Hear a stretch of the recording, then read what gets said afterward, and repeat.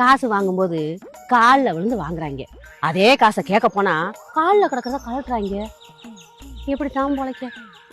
Sir வந்துட்டேன் sir. இன்னொரு 10 நிமிஷத்துல ஆபீஸ்ல இருப்பேன் சார். இவனா ஆள் டிப்டாப்பா எங்கே கிளம்பிட்டு இருக்கா? ஏண்டி எங்கடி கிளம்பிட்ட? வேலைக்கு. என்னாச்சு காசு? இங்க பாரு பாண்டியம்மா, இன்னும் 1 மாசத்துல உன் காசு கைக்கு வரும். இந்த சம்பளம் எம்பிட்டு? 32,000.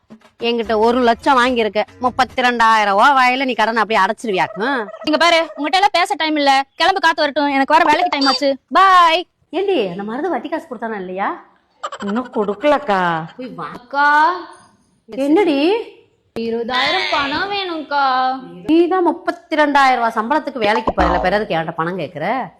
ஆபீஸ் போய் சைன் பண்ணலான்னு பக்கத்துல போயிட்டேன்க்கா. மேனேஜர் போடு போய் வேணான்னு சொல்லிட்டாங்கக்கா. சண்டா என்னக்கா கொடுமை. வட்டிக்கு என்கிட்ட வாங்கலடி. அவளுக்கு ஒரு வேலை கிடைச்சிருச்சு. அதுக்கு தான் வேலை கிடைக்க கூடாது சூனியம் பண்ணிக்கிட்டு இருக்கேன்.